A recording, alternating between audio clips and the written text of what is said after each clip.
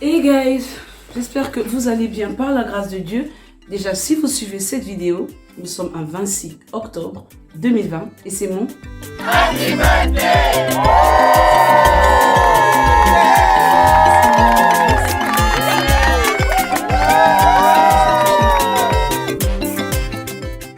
Merci beaucoup, merci à vous. Alors, je voulais vraiment pas ne pas poster du tout aujourd'hui. C'est un jour spécial et quoi de plus comme message à vous passer aujourd'hui? Je vous propose juste de vous rappeler que vous êtes unique. Avec la vidéo qui va suivre, j'espère que véritablement vous comprendrez pourquoi vous n'avez même pas besoin de vous comparer à une personne. Parce que Dieu vous a créé comme une pièce unique. Vous savez, dans un véhicule, si la batterie manque, il y a un problème. Si même une toute petite bougie a un problème, eh ben la voiture ne démarre pas. C'est juste pour dire que dans ce monde, nous sommes comme ces pièces de véhicule, des pièces rares, des pièces uniques. L'une ne peut pas remplacer l'autre. Sans l'autre, c'est compliqué. J'espère que la vidéo qui va suivre va véritablement nous aider à nous en rendre compte. Que Dieu vous bénisse. Je vous aime. Allez, je dois courir au boulot. Bye. Oups. Vous vous abonnez, hein. Vous vous abonnez, vous connaissez la chanson. On clique, on fait ça, on fait ça. Je vous aime. Bye.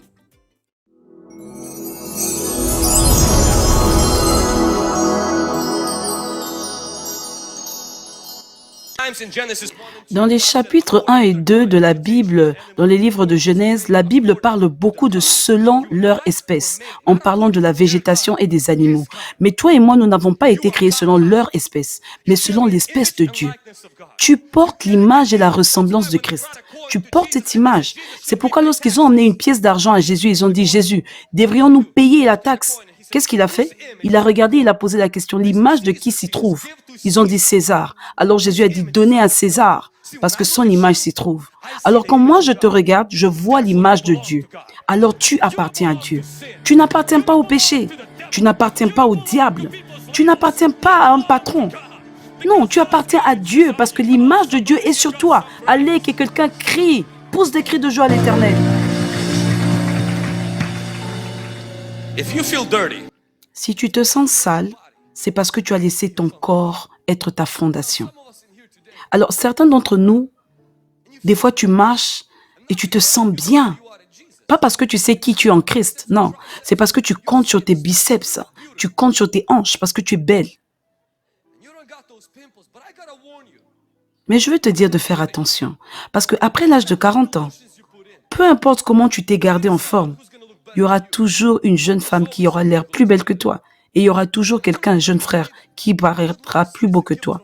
J'aimerais te dire aujourd'hui qu'une belle apparence est un don de Dieu, mais c'est aussi une grande tentation. Joseph a été tenté parce qu'il était très beau. Alors pour ceux qui se disent « Oh, si seulement je ressemblais à cette personne », que le Seigneur t'épargne de cela.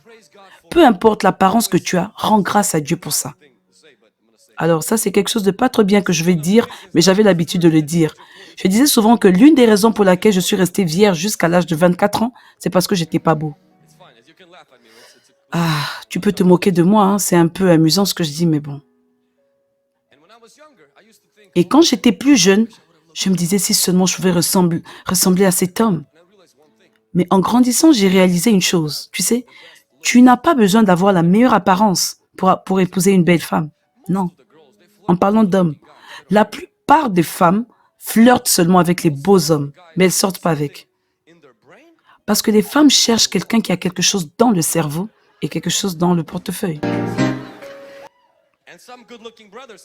Et certains frères qui sont très beaux, ils sont tellement occupés à leur look qu'ils n'ont rien dans leur cerveau, ni même dans leur poche.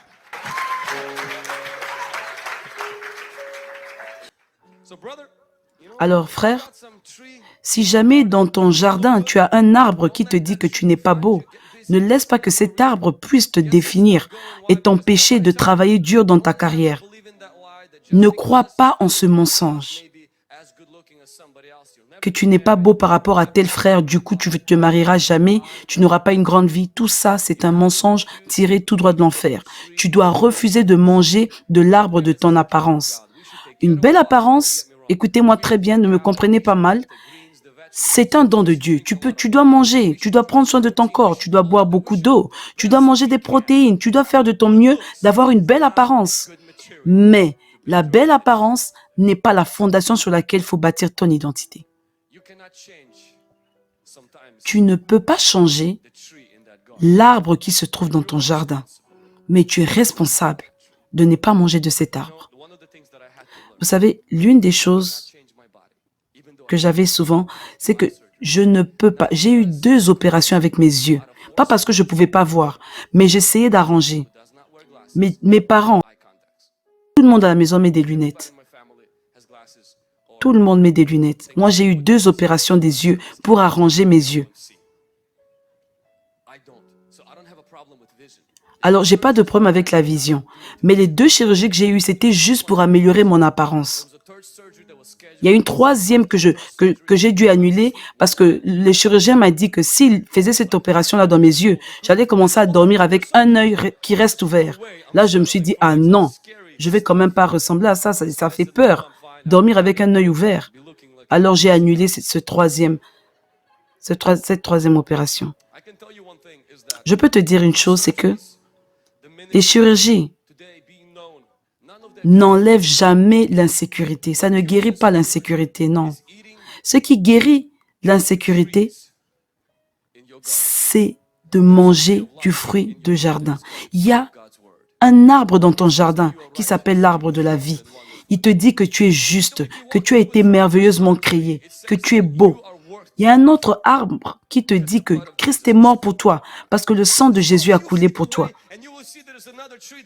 Si tu marches encore dans ce jardin, tu vas voir qu'il y a un arbre qui te rappelle que le Saint-Esprit, Dieu, il vit en toi. Et tu sais où se trouve l'adresse de Dieu? C'est dans ton corps. Quand tu marches dans ton jardin, tu verras encore un autre arbre qui te rappelle que tu as reçu l'abondance de la grâce et ce dont tu l'as reçu par Jésus. Si tu marches encore dans ton jardin, tu verras qu'on te dira que tu es un sacerdoce royal. Si tu marches encore dans ce jardin, tu verras un autre arbre qui te dit que tu es citoyen du royaume des cieux et qu'il y a une place qui est préparée pour toi. Si tu marches encore, on va te dire qu'il n'y a peut-être pas de maison pour toi sur la terre, mais il y a une maison qui est gardée pour toi. Quand tu marches, il te dit encore qu'il y a Dieu le Père de l'univers qui est ton papa. Quand tu marches encore dans un autre, il y a un arbre qui te dit que Dieu te protège. Oh, que quelqu'un acclame pour ces vérités. The Lord had to teach me and still does. Le Seigneur devait m'enseigner et il continue de le faire, d'arrêter de manger de l'arbre de mon accomplissement, de mon apparence, mais de manger de l'arbre de la vérité, de l'arbre de ses promesses, de l'arbre de ce que lui, il a dit, de renouveler mes pensées jusqu'à ce que je pense différemment, que je me sente différent. Parce que vous savez, tes sentiments viennent de ce avec quoi tu te nourris. Et ce que tu te nourris vient de ce sur quoi tu mets ta concentration. Que quelqu'un dise concentration, nourriture, sentiment. Alors les sentiments sont le résultat de ce que tu manges. Et ce que tu manges vient de ce en quoi tu mets toute ta concentration. Et des fois, tu te remplis trop de toi-même.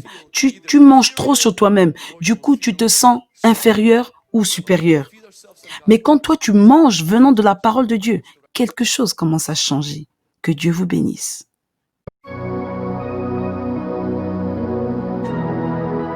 Jesus, smile on me open the memory. Butterflies in the belly, open a summer. See the way you love me, see the way you care for me. You carry my matter for your head. Like a little baby, you watch over me, oh. You know they carry me, they